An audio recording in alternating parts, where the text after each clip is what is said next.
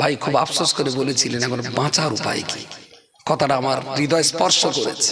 বাঁচার উপায় আছে, বাঁচার উপায় আছে। ফাফিররু ইলাল্লাহ, আল্লাহর কাছে ফিরে আসবে। আলা বিযিকরিল্লাহি তাতমাইন্নুল কুলুব।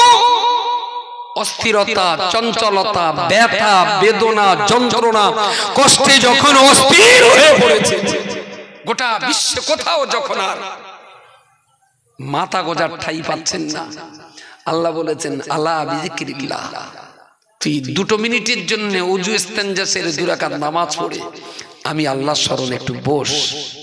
তাতমাইন্নুল কুলুব, তোর অস্থির অন্তরাত্মাকে আমি আল্লাহ শান্ত করেই ছাড়বো। আরো একবার বলুন সুবহানাল্লাহ। যে কথাটা না বললেই নয়, শেষ কথাটা বলি। আল্লাহ শেষ কথাটা হলো, কোন একজন ব্যবসায় লস, পরিবারে অশান্তি, স্বামী রেখে বেরিয়ে, স্ত্রী স্বামীটাকে রেখে পালিয়ে গেছে অন্য জায়গায়,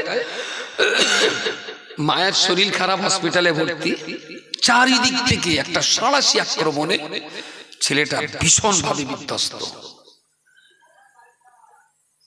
কোন একজন ভালো মানুষের সঙ্গে দেখা, তা বলছে কি ব্যাপার তোমার এত বিধ্বস্ত চেহারা, মাথায় তেল নেই, জামা কাপড়ের শালীনতা বোধ নেই, তোমার চেহারায় এক কঠিন দুশ্চিন্তার ছাপ। বললেন জি, আমার মা হসপিটালে ভর্তি, স্ত্রী আমাকে ফেলে রেখে বেরিয়ে গেছেন, আমার ব্যবসায় প্রচন্ড লস, ব্যাংকে কিছু টাকা ছিল সেটাও তুলতে পারছি না, কোনো কারণে অ্যাকাউন্ট লক হয়ে গেছে, মায়ের সকাল হলে 1.5 লাখ টাকার অপারেশন, আমি এক কঠিন অস্থিরতায় কাল যাপন করছি। তুমি কাজ করো, দেখো দিনই কাছাকাছি যদি কোথাও মসজিদ পাও, একটু উজু করে তুমি একটু মসজিদে যে সময় কাটাও, যাও যাও। আমি আশা করছি তোমার দুশ্চিন্তা সমূলে নির্মূল হবে না, তবে তুমি অন্তত যে ফেড আপ হয়ে যাচ্ছিলে, মানুষ কিন্তু আত্মহত্যা তখনই করে যখন পৃথিবীতে আর কোথাও ধরার মতন ডাল না পায়। তো লোকটা ভেবেছে তো যা অবস্থা, যখন তখন সুইসাইড করে ফেলতে পারে, তাহলে তুই একটু উজু করে কোন একটা মসজিদে যাও। বয়স্ক লোক বলেছে, কথাটা ওর ভালো লেগেছে, খুঁজে খুঁজে একটা মসজিদ পেল, যে দেখে উজু করছে। ও তো জীবনে সব উজু, ইস্তেঞ্জা, নামাজ এ সম্পর্কে তো কিচ্ছু জানে না। তো যথারীতি প্যান্ট ট্যান্ট বুটকে এই পর্যন্ত তুলে উজু করছে, যদি ভিজে যায়।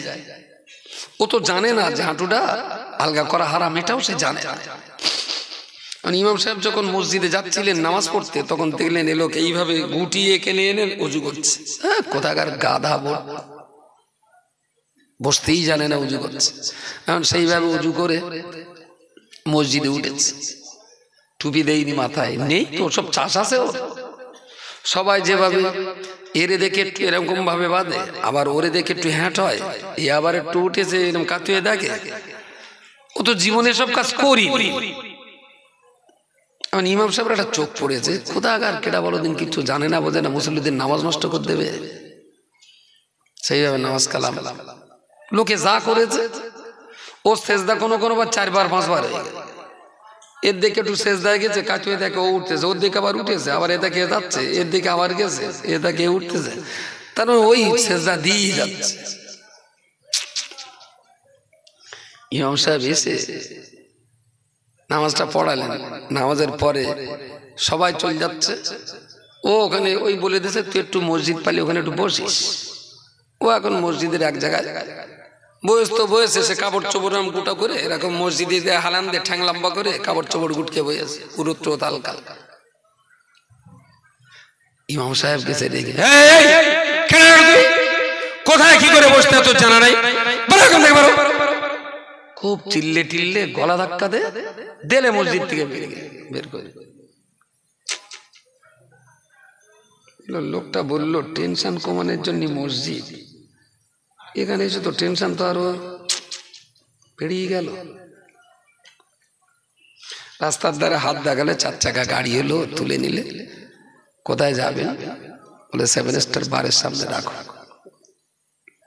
গাড়ি রাখলো, এটিএম থেকে টাকা কেটে নিল, সঙ্গে সঙ্গে বারের দুজন বয় ছুটে এসে দরজাটা খুলে, প্লিজ কামিং স্যার, খুব হাতটা ধরে আদর করে যত্ন করে, স্যার কোনো অসুবিধা নেই তো, শরীর ভালো আছে আপনার, চলুন বসুন। বসিয়ে দিলেন। স্যার কি একটু চা খাবেন, ঠান্ডা কিছু খাবেন, না হলে একটু বিশ্রাম করে নেন, পরে খাবেন। হাত মুখ ধুয়ে বললো, আগে একটু ব্রান্ডি দাও হাফ গ্লাস, আমি একটু ঘুমিয়ে নেব। সাহিত্যিকের ভাষায় লেখক বলছেন যে আদর যত্নটা মসজিদে পেলে লোকটা ভালো হয়ে যেত, সেই যত্নটা পেল বারের বয়দের কাছে। আমি কি কিছু বোঝাতে পারলাম?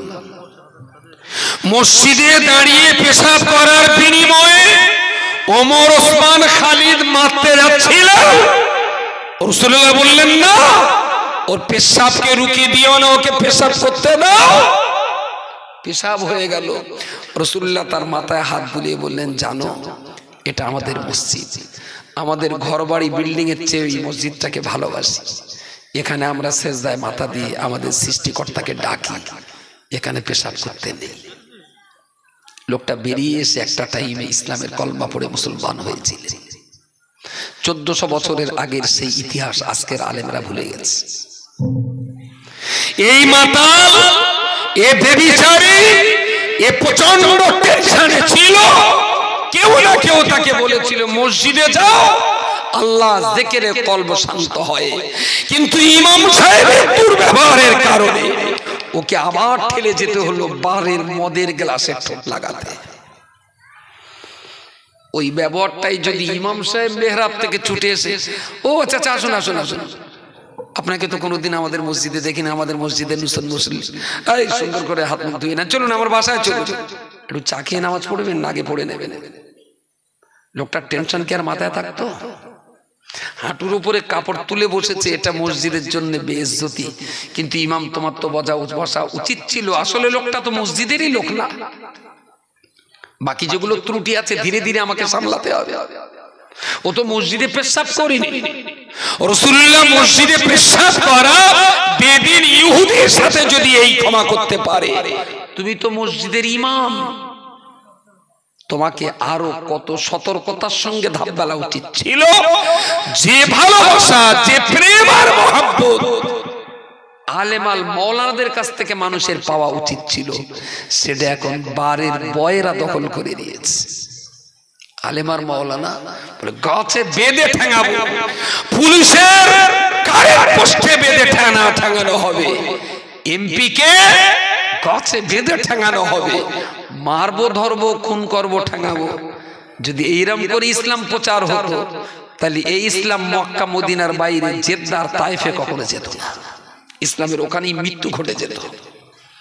ইসলাম পৃথিবীতে টিকে আছে দয়া, মায়া, ক্ষমা, উদারতা, ভ্রাতৃত্ব, সৌভ্রাতৃত্বের ভিতর দিয়ে ইসলাম পৃথিবীর কলিজাগুলোকে দখল করেছে। আমি বলছি আপনার সন্তানকে নিয়ে বসে অম্লান বদলে বলতে হবে, কচি মহা অপরাধ করেছি, আমি যে সর্বনাশ করেছি, এই সর্বনাশটা তোমাদের জীবনে না ঘটুক, চলো আমি আগে পড়ছি, তোমরা আমার পিছনে পিছনে পড়ো। আমি রক্ত দিয়ে লিখে দিতে পারি, নূহ নবীর ছেলে কেনান চেষ্টা করা সত্ত্বেও হেদায়েত প্রাপ্ত হয়নি, তবে তার জন্য নূহ নবী পাকড়াও হবেন না। আমি বলছি আপনিও নূহ নবীর মতো নবী নূহ তার মতো চেষ্টা করুন। সন্তান হেদায়েত হলেও আপনি সফল, সন্তান হেদায়েত প্রাপ্ত না হলেও আপনি সফল, কিন্তু চেষ্টা ত্রুটি করলে হবে না।